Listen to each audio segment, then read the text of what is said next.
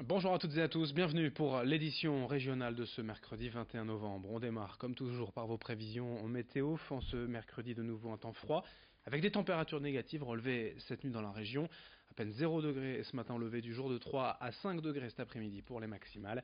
Côté ciel, le temps sera partagé avec un peu de grisaille par moment, des nuages, des perturbations, mais aussi de belles éclaircies, du ciel bleu et du soleil, un temps partagé selon les endroits aujourd'hui.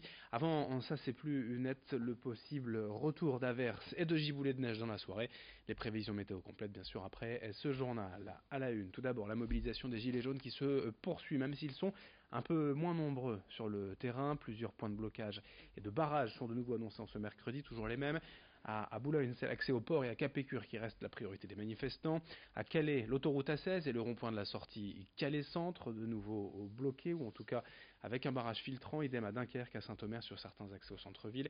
Dans la métropole lilloise, comme hier, les manifestants joueront au chat et à la souris avec les forces de l'ordre entre la zone commerciale d'Anglo, le mine de l'Homme.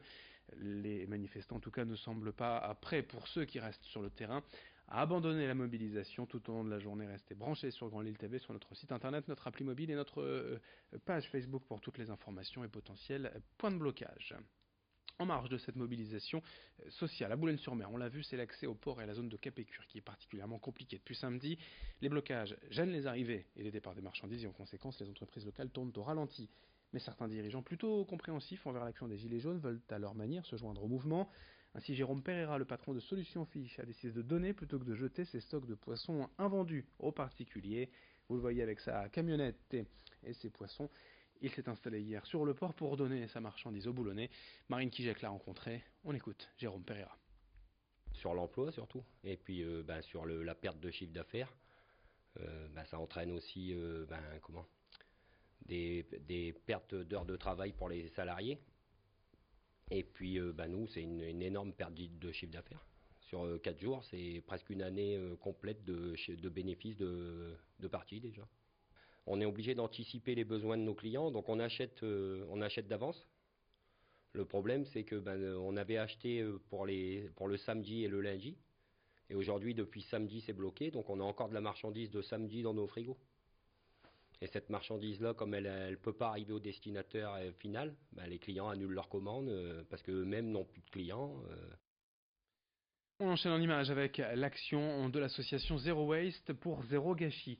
Le constat, c'est simple, vous l'avez peut-être déjà vécu chez vous, l'autocollant Stop Pub affiché sur votre porte n'est pas toujours respecté et on se retrouve chez soi dans la boîte aux lettres avec des tracts et des publicités non désirées.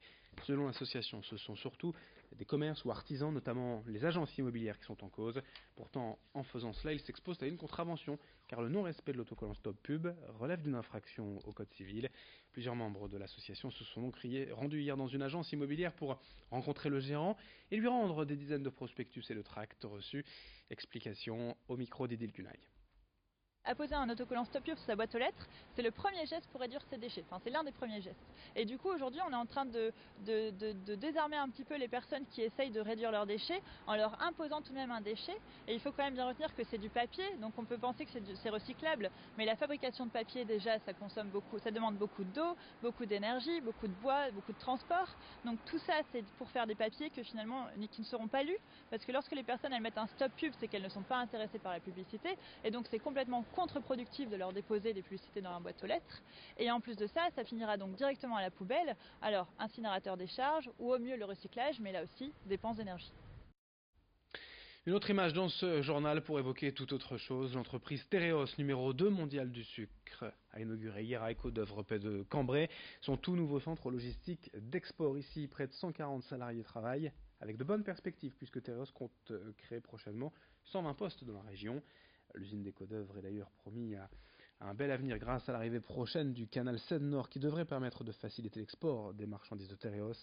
L'international doit permettre au groupe de poursuivre son développement malgré la baisse des cours du sucre de 25% l'an dernier et surtout des conflits internes avec des salariés cadres qui critiquent la stratégie de l'entreprise, notamment le déménagement du siège social de Lille à Paris. Mais pour Xavier Bertrand, le président de la région Hauts-de-France, c'est présent hier.